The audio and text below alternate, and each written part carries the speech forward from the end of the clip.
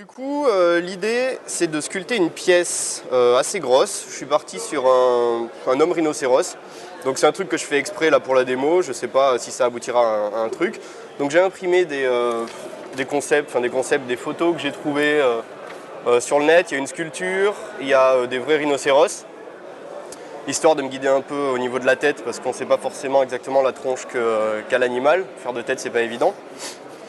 Donc je vais travailler avec un mélange de pâtes qui est de la Fimo et de la Sculpey-Firm. Ce sont toutes les deux des pâtes polymères, c'est-à-dire que ce sont des pâtes à modeler qui, pour devenir dures, doivent se cuire. Donc soumises à chaleur, en fait, le solvant s'évapore et elles durcissent. Ça ressemble un peu à du plastique. Du coup, on a tout le temps en fait pour travailler. Puis après, quand ça nous plaît, quand le modèle est terminé, on le cuit et puis c'est bon. Je pars d'une armature en fil de fer. C'est un fil de fer à la con, un galvanisé, il doit faire 1 mm. Je l'ai renforcé au préalable avec du milliput et de la Fimo. J'ai fait une première cuisson. Et ensuite, je viens poser dessus donc, de la colle cyano pour faire adhérer ma pâte fraîche. Donc ce que j'ai déjà fait là, parce que j'avais pas envie de me trimballer la cyano dans le sac, à chaque fois ça dégueule et il y en a plein la trousse, donc c'est chiant. Donc j'ai déjà fait cette étape, ce qui fait que la Fimo qu'on voit là, elle est fraîche. Donc je peux reposer de la pâte par-dessus, là ça adhère. Donc en fait, l'idée pendant la grosse première partie du travail, c'est d'essayer d'épaissir la pièce sans forcément considération anatomique. On va pas parler de musculature machin, mais on va travailler sur la silhouette, voir si la cage thoracique est assez épaisse, la ligne du dos, placer ce genre de choses. Et ensuite, dans un second temps, je vais commencer à poser des volumes qui vont vraiment correspondre à des ensembles musculaires. Une boulette qui va me faire une épaule, une boulette qui va me faire, par exemple, la forme abdominale, etc.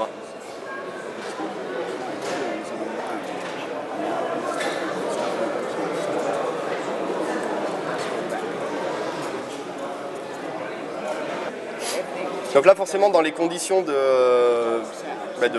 film, c'est pas évident parce qu'on a tendance, quand on travaille, à beaucoup bouger le modèle déjà, parce qu'on veut voir sous tous les angles ce que ça donne, et à se rapprocher de la pièce, à s'éloigner selon ce qu'on fait. Et c'est vrai que du coup, un peu cerné comme ça avec la caméra et le micro, j'ai pas trop cette possibilité. Donc sans doute qu'à des moments, je vais aussi perdre en rapidité.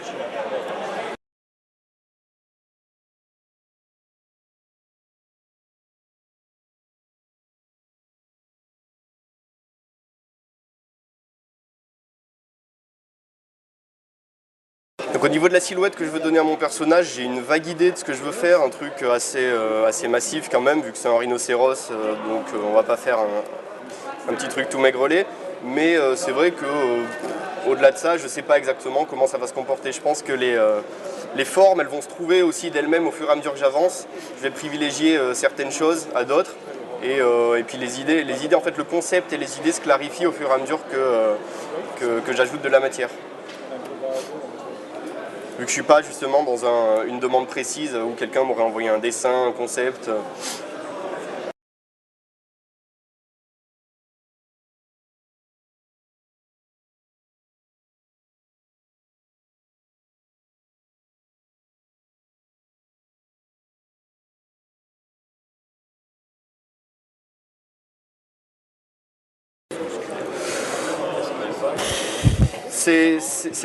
Ouais, c'est pas voulu. Non, s'il y a un semblant de muscle, là, c'est pas voulu, quoi.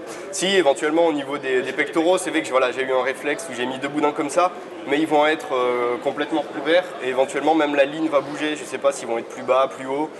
Donc, voilà, c'est pas... Ouais, c'est peut-être des réflexes, effectivement, ouais. Oui, pareil, voilà, souvent je mets une petite boule ici, ça figure un peu le pubis. Aussi penser à renforcer la zone des fesses avant de poser les fessiers eux-mêmes. Donc du coup je renforce pas mal la partie du bas-ventre.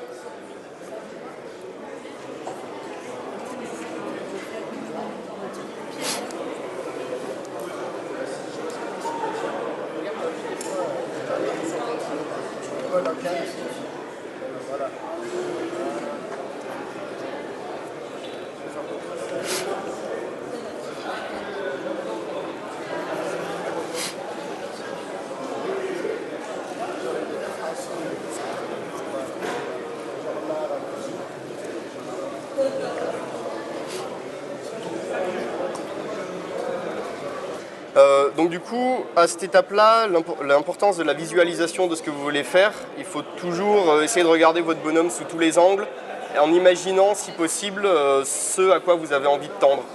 Voir si ce que vous venez de poser n'est pas en dehors d'une ligne imaginaire que vous imaginez sur votre personnage, ou qu'est-ce qui reste à ajouter comme matière, est-ce que dans mon dos j'ai besoin encore de grossir avant de commencer à détailler, etc. Donc là je suis encore pas mal dans le travail avec les doigts vu que je pose des machins, mais ensuite forcément je ne vais pas pouvoir aller travailler sous les aisselles, les jambes comme ça, donc je vais prendre un outil et je vais avoir un mouvement en fait de roulement histoire d'uniformiser. Déjà visuellement, en fait, moi ça me dégage un petit peu mes volumes, ça me permet de mieux visualiser ce que je fais et ça. Alors je sais pas si on peut dire que ça solidifie, mais disons que ça va mieux lier les volumes entre eux. Ça évite les disparités entre les différentes étapes de pose que j'ai faites. Ça nous aidera aussi pour la suite, quand vraiment on va avoir les volumes quasiment finaux et qu'on va lisser. S'il n'y a plus tous ces petits écarts là, entre les volumes, c'est d'autant mieux. Yeah, I've got three historic ones. 75mm regards Knight conversion, William Marshall. 1980 regards conversion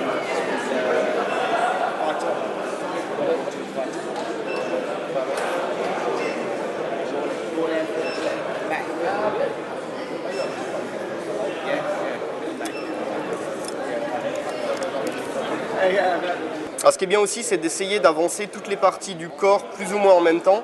Parce que le risque souvent c'est si on se concentre, je sais pas, imaginons sur l'abdomen ou les jambes, on se laisse entraîner, on va le terminer. Et ensuite quand on va bosser sur une autre partie, les bras, etc., on va se rendre compte qu'au final il y a un déséquilibre, on a terminé une partie mais le volume n'est pas en accord avec ce qu'on a fait ailleurs. Donc on va être obligé de retoucher un peu dans les fondamentaux une partie qu'on avait considérée comme bonne, donc qu'on a peut-être commencé à lisser, à faire des détails, etc. Donc c'est bien de faire grossir l'ensemble du corps en même temps.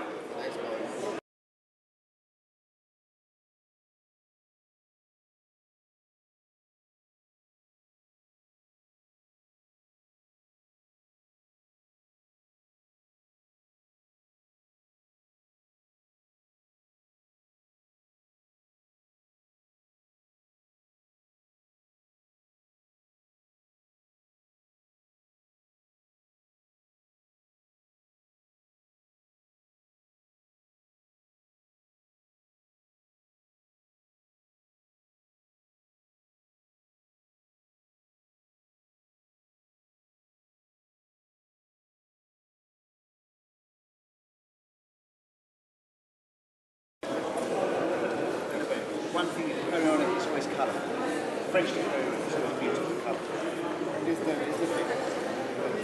Donc du coup là, déjà à cette étape, on a une petite idée de ce que va être la masse de la figurine, pas forcément au niveau des jambes ni des avant-bras, vu que j'ai rien posé encore, il faudra que ce soit cohérent avec le reste, mais c'est vrai que on va dire l'épaisseur du tronc, de l'abdomen,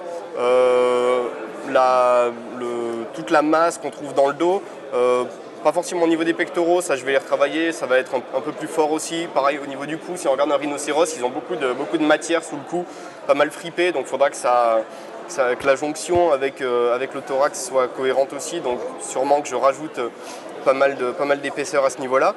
Mais voilà, au niveau du ventre, je ne vais pas rajouter des gros boudins encore, quoi. Par contre, c'est vrai que les jambes vont encore pas mal bouger.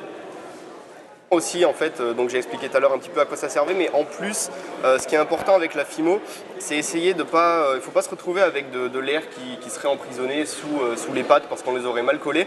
Donc ce mouvement de rouler en fait ça permet aussi de chasser l'air. Le risque c'est si vous avez une bulle d'air qui est emprisonnée, au moment de la cuisson forcément elle va grossir et vous avez des bulles ou un décollement ou une fissure qui va apparaître. Donc là Stéphane il m'a fait remarquer que j'avais fait une ligne dans le dos. Donc oui effectivement c'est pareil, c'est de l'ordre du réflexe, c'est un repère que je fais histoire de simuler la colonne vertébrale vu qu'il y a un petit peu désaxé.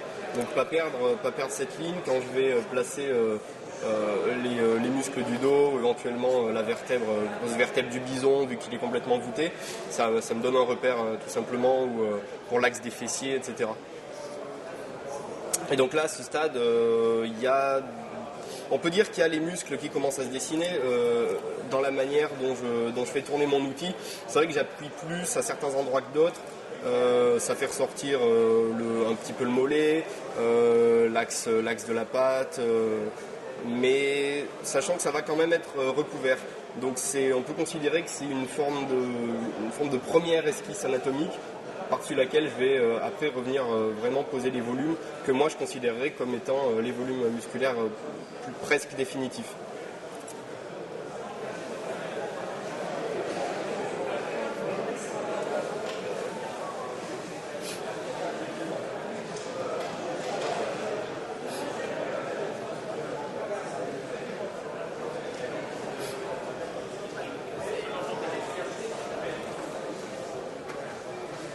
Ouais, et là, c'est qui c'est qui t'a mis ça? Adrien B.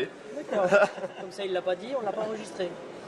Je peux répéter pour l'enregistrer. Redis-le, vas-y. C'est bon, ça tourne? Vas-y. Donc là, il y a Adrien B qui a voulu participer à la démonstration. Il m'a sculpté un accessoire pour la future figurine à placer sous la bestiole. Magnifique. Well done. Ami de la poésie, bonsoir. J'aurais dû lui prêter de la fimo marron, ça aurait été plus... I have brown fimo if you prefer. You can do another. He has a cold.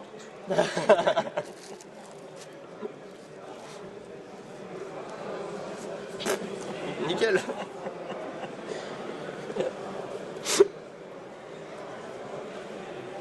Donc je disais, c'est le moment où je m'aperçois, vu que les jambes grossissent, que par exemple mon dos il est pas assez, que les fessiers sont pas bons, qu'il faut que je rajoute de la matière, qu'il va sûrement falloir que je rajoute encore des trucs au creux du dos, voire même que je retouche le ventre alors que j'avais dit que je le ferais pas. Donc c'est pour ça, voilà, c'est bien important de faire les jambes, de faire les bras, comme ça va me permettre de voir s'il faut que je développe un peu plus l'abdomen.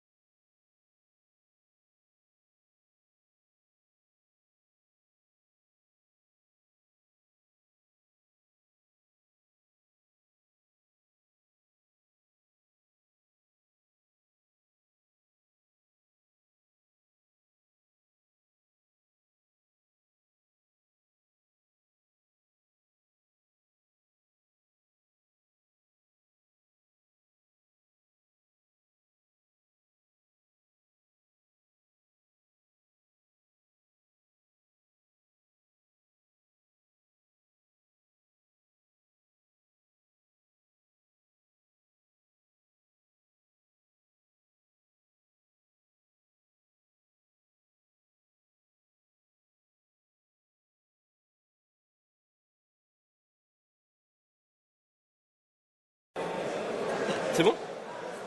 Bah du coup, toujours même idée. En fait, là j'ai attaqué la tête, histoire que je me rende un peu mieux compte de ce que je dois lui ajouter comme coup, parce que du coup de là va découler l'importance des épaules, etc. Qui sont quand même une bonne grosse tête ces animaux.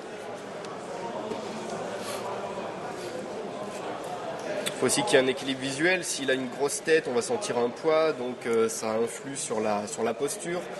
Ça va peut-être me demander de rajouter de la matière dans le dos, parce que sinon on va penser qu'il se pète la gueule. Donc c'est voilà, tout l'histoire de le volume et l'équilibre, c'est le truc primordial sur la pièce.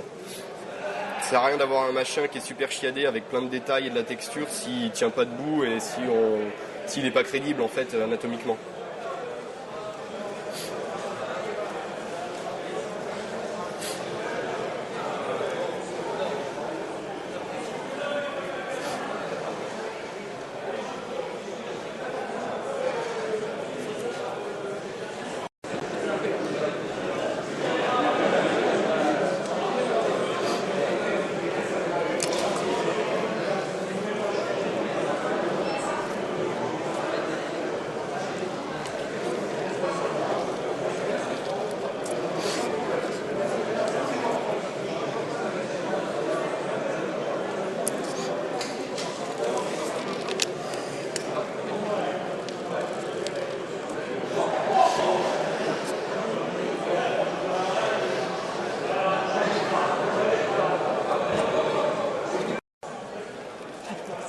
Faut que je parle?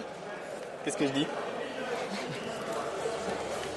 Alors ce qui est bien à cette étape-là aussi, c'est qu'on peut mettre ses gros doigts partout. Ça n'est pas raccord avec les images d'avant. Parce que du coup, comme rien n'est fini, on peut bien manipuler son truc et le martyriser. En fait, plus on s'approche de la fin, plus c'est chiant parce qu'il faut être délicat.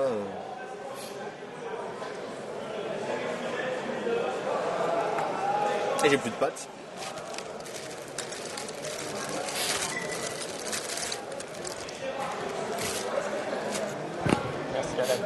Alors, j'ai pas encore utilisé mon White Spirit, mais c'est bien, du coup, il se répand dans l'air et c'est bon pour les bronches. Je pourrais le couvrir, hein, en fait. Non, ça marche pas. Ah bah je vais le couvrir avec la pièce World Expo, oui d'ailleurs, donc la pièce World Expo voilà, on va faire un petit peu de pub que j'ai fait avec Romain Vandenbogert, lui qui a sculpté l'espèce d'orque ogre et moi j'ai fait le petit gobelin avec la pomme. Donc c'est une scénette sur le thème de Guillaume Tell transposé en fantastique et je l'ai mise sur mon display là-bas si vous voulez aller regarder. Donc voilà, c'est bon, la petite pub elle est faite et elle va me servir à couvrir le White Spirit.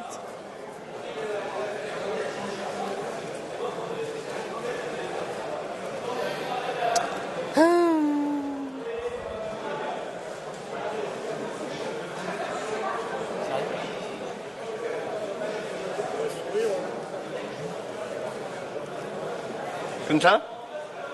Mais on voit pas ma gueule de toute manière sur le truc, donc on s'en fout. Bah, vu les grimaces que tu fais quand on filme. Ah oui. Oh, il est rigolo ce moment. Hein, comment? Il est rigolo ce moment-là. Ah, j'adore. Et moi, quand je l'ai revu, je me rappelais plus que j'avais fait ça et ça m'a bien fait rire.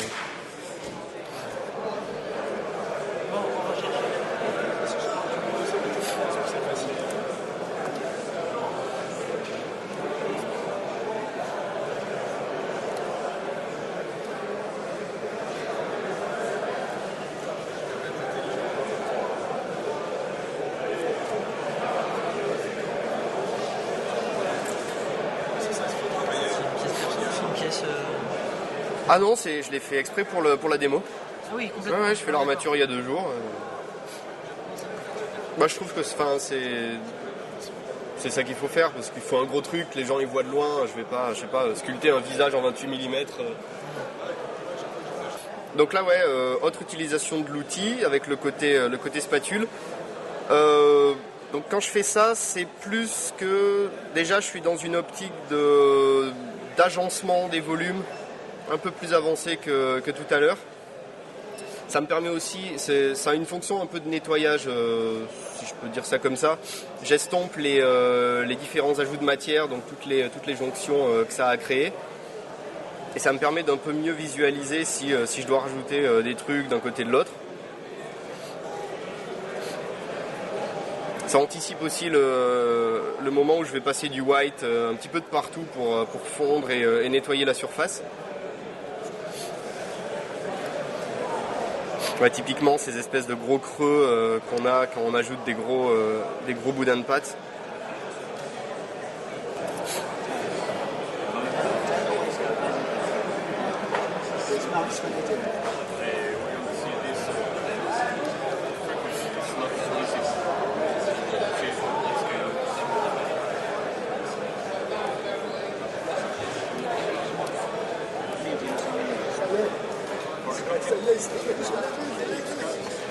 Merci Steph.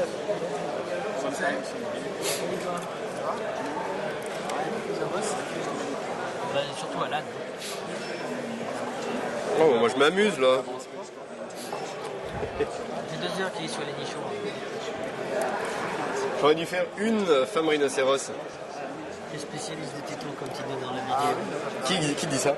Moi? Tu fais les tétons Je me rappelle plus. après avoir bien étudié les tétons.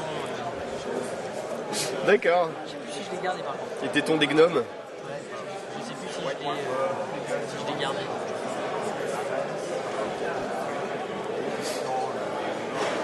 Allez, quoi boire? De l'eau. J'ai une bouteille là si tu veux. Ouais. Allez. C'est bon.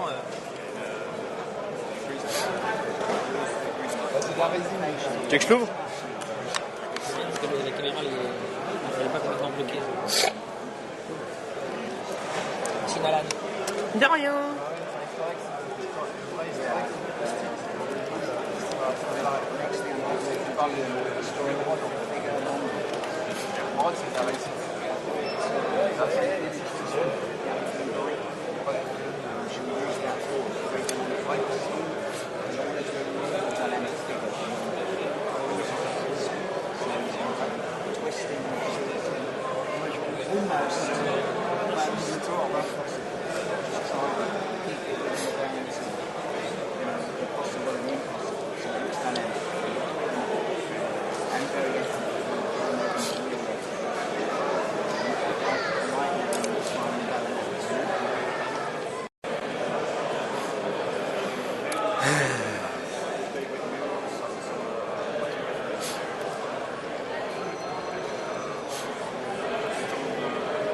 Putain, tu vois.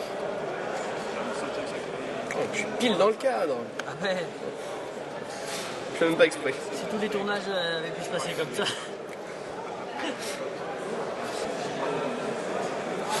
Que vous en prenez, c'est mieux que le milliput ou... C'est pas mieux, c'est différent. Le milliput, je l'utilise aussi, mais plus pour des éléments symétriques ou super plats, des armes, des choses comme ça.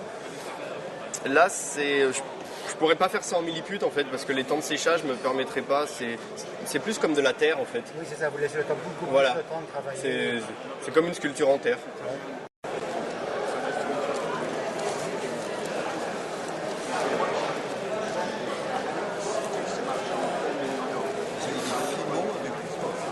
Du sculpé firme. Sculpé firme. C'est un gros pack qui est dans un petit carton. Et c'est une pâte comme ça polymère. Vous prenez un bout de chaque et puis vous mélangez. Fimo tout seul. Alors, je trouvais ça, Si la fimo tout seul, c'est bien aussi. Hein. c'est bien aussi, c'est cagnoté. Bien sûr. Oui. Après, une fois que c'est fini, oui. Fimo, j'en ai acheté une scène, je crois. Ouais. J'ai pas encore essayé. Donc ça sculpte exactement comme ça. Ouais, c'est de la ça. pâte à modeler. Quand vous êtes content, vous le cuisez et puis voilà. Voilà. Et tant que c'est pas cuit, vous retravaillez dedans volontairement. Le fait de mélanger avec ce que vous avez dit, C'est pour trouver, c'est parce que. C'est un goût personnel. Voilà, ça le rend plus souple. Ben, c'est que quand vous essayez, il y en a qui sont. La firme toute est très dure, l'autre est un peu plus molle, et le fait de mélanger les deux, des fois vous trouvez peut-être un il va être à 10% d'une, 90 de l'autre, vous à 70 de l'une, à 30 de l'autre, et ça permet chacun de personnel. D'accord, mais Fimo tout seul, on peut déjà travailler avec. Ah Il y ouais, en a qui complètement. font Ouais. que ça, qu'avec ça, il n'y a pas de mélange.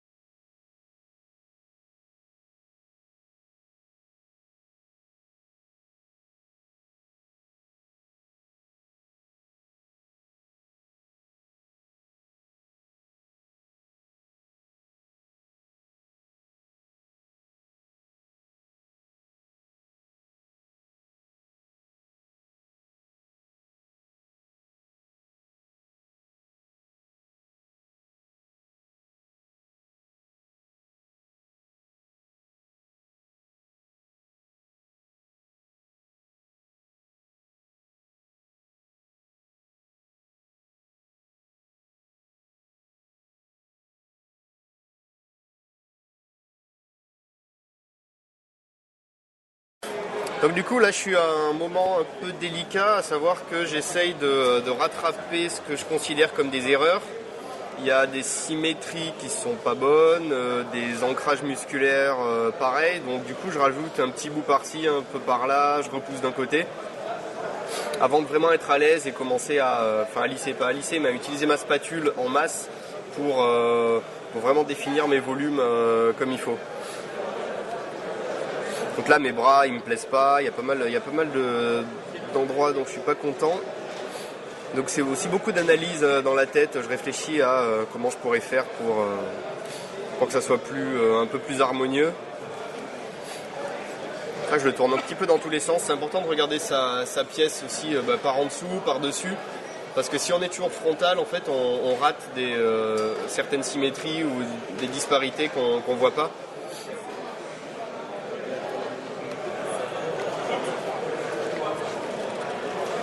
Il faut déshabituer son œil à voir toujours la même chose.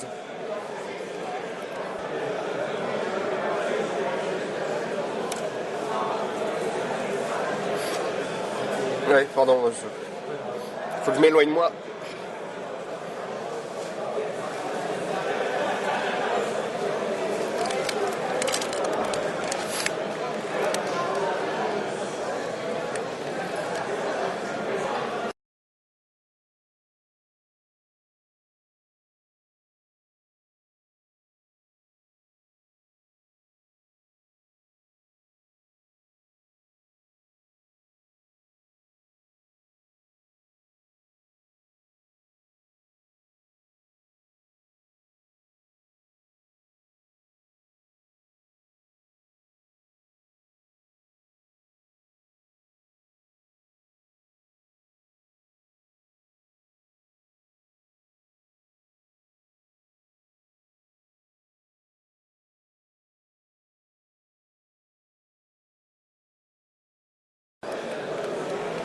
Parce qu'après, on pourra toujours finaliser avec les photos que tu auras faites une fois fini. Oui, carrément, ouais. Bah si je le termine, hein. Ça déconne pas. Bah c'est pas la première fois, ce machin comme ça, j'enlève la fimo et puis je fais autre chose. Hein. S'il me sert à rien, il reste 3 mois dans un bocal chez moi. Bah non. Ah non, pas ça. Bah non, parce qu'on pourra pas mettre sur le site avec tout. Non, mais comme c'est un truc perso, c'est vrai que je vais pas forcément prendre le temps. Bah là du coup comme j'ai une référence visuelle, à savoir j'ai 3 impressions de photos, donc des vrais rhinocéros et un buste d'homme rhinocéros, donc un peu plus humain en fait dans son attitude au niveau des yeux et de la bouche. Bah, j'essaye de copier hein, simplement pour que au premier regard on comprenne que c'est un rhinocéros, ça pourrait être pas mal. Et bah, du coup voilà, faut chercher, voir les repères, pareil, où se situe la bouche, ils ont une bouche assez basse, donc j'essaye de capter un peu la silhouette, la forme, et puis après je ferai des traits genre pour la bouche, pareil je ferai des petits pâtés pour les yeux, et petit à petit j'ajouterai des petits volumes et ça s'affinera, mais c'est exactement comme le corps, sauf que le corps ben, c'était tête, parce que j'avais rien de précis, et là par contre je copie mes photos.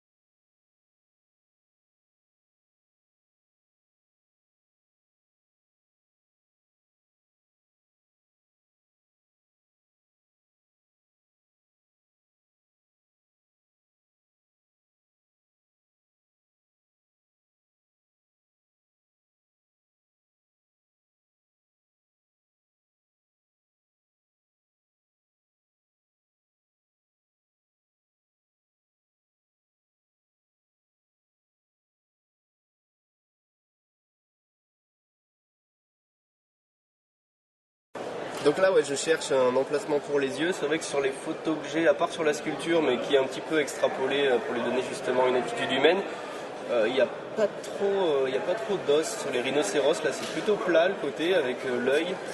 Il n'y a pas trop d'arcade sourcilière, il n'y a pas trop de pommettes. Donc bah, peut-être que pareil, comme le sculpteur, en fait, là, je vais faire un truc qui lui donne un peu plus d'expression. Donc bah, inventer, en fait.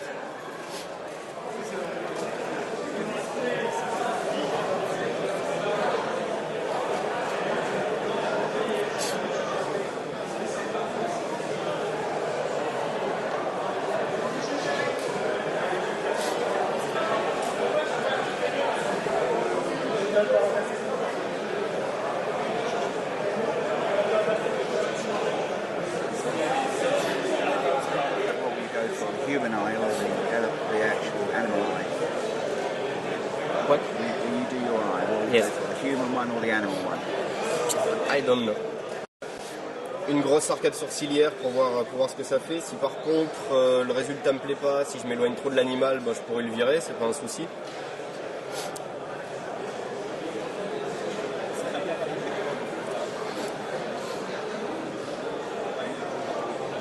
Ça lui donnera peut-être un côté un peu plus méchant aussi.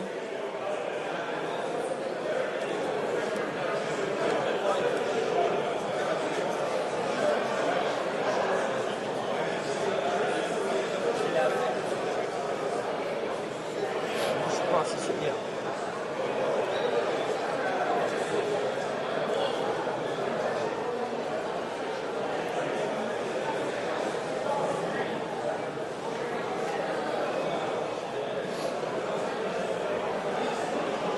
Le plan est super.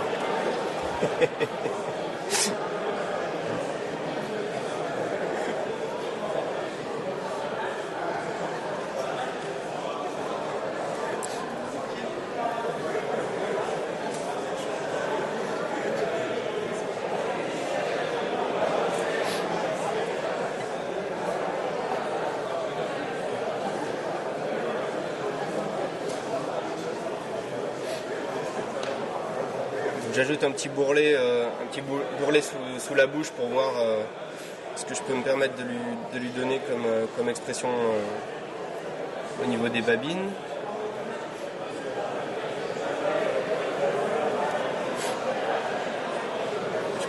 Je pourrais plus le faire remonter, je pourrais voir des bouts de dents.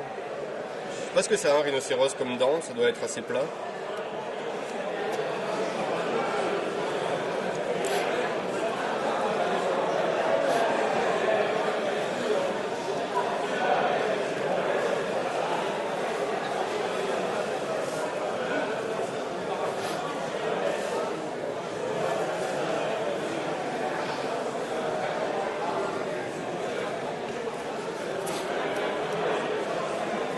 That's another thing I hate doing his ears. Yeah, it's hard. Ears are a nightmare.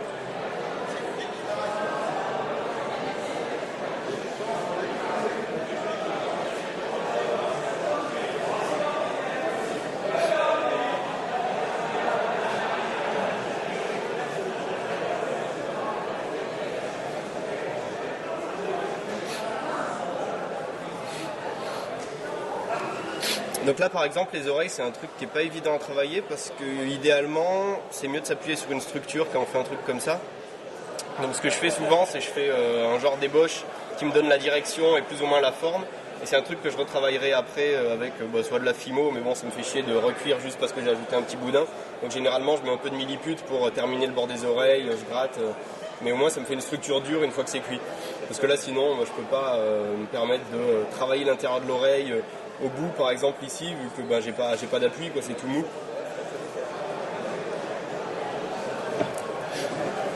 Question, quand tu touches avec la patte avec les doigts, Oui. la patte est en train de Si, alors mais en fait là on s'en fout à cette étape. C'est-à-dire que là il n'y a rien qui est fini, toute l'anatomie elle va évoluer, donc si je le touche c'est pas un souci. Quand je viendrai en fait à l'étape du lissage, c'est sûr qu'après je le manipule, voilà, je toucherai plus que le bouchon. Ou éventuellement le bout des armatures qui sont là, mais là à cette étape c'est pas un problème. Oui c'est vrai, c'est des Africains là en plus. Parce qu'il y a le rhinocéros à une corne aussi qui est plutôt asiatique.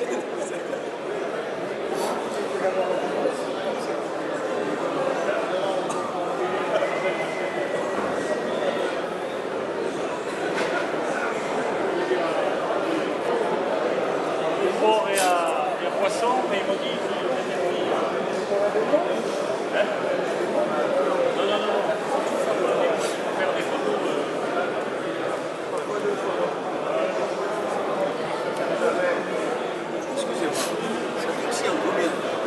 Alors ça se cuit. Ouais.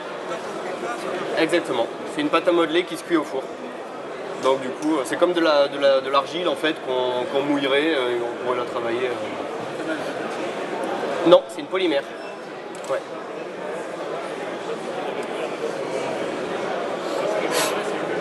Bon ben voilà, je pense que je peux peut-être m'arrêter là pour la démo parce que sinon Stéphane il va tomber dans les pommes. Et du coup, il n'y a aucun détail, il n'y a rien de fini, mais en gros, j'ai une bonne base de travail pour pouvoir tout peaufiner, bouger un petit peu les muscles par-ci par-là, rajouter beaucoup de petits éléments encore. Et après, il faut tout bien caractériser et soigner le travail. Mais voilà, en 2 heures, on a quelque chose, on sait où on va, quoi.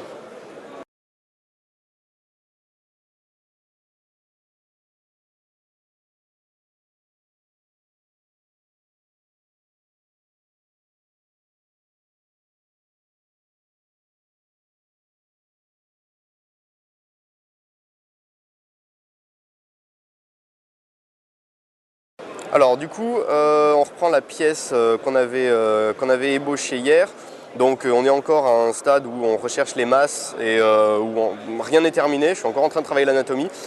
Par contre, pour la démonstration, ce que j'ai fait, c'est que j'ai essayé de nettoyer une jambe le mieux que j'ai pu pour qu'elle soit assez présentable avec des volumes plutôt définitifs et voir comment on peut texturer la peau style un peu pachyderme avec des grosses rides, quelque chose d'un peu dans ce goût-là. Donc ce que je fais au début, j'utilise une aiguille fine et je vais, on va dire, lacérer la peau plus ou moins grossièrement.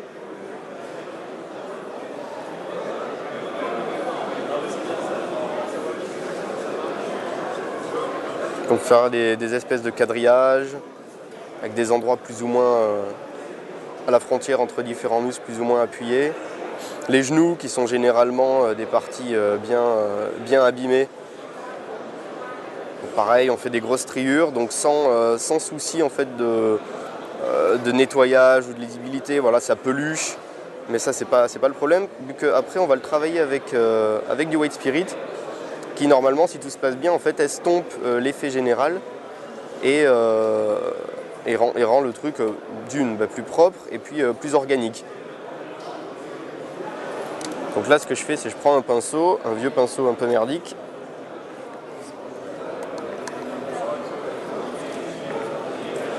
Et en gros, on passe sur les stries. Alors ça peut être des stries plus ou moins profondes, ça peut être je sais pas, des petits poinçonnements qu'on peut faire avec une brosse sèche. Le principe est le même, on crée une texture qu'on vient lisser pour l'homogénéiser et la rendre un peu plus réaliste. Donc c'est une opération qu'on peut répéter, il faut laisser le White Spirit s'échapper, s'évaporer entre les différentes étapes, mais sinon on peut répéter ça à l'infini.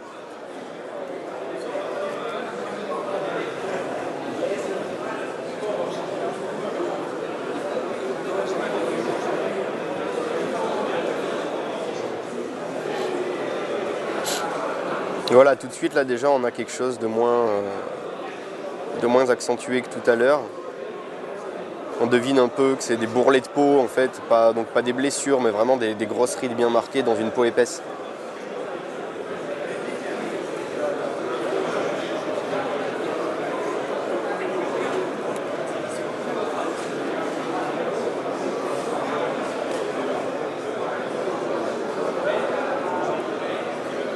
Bon, t'en veux plus?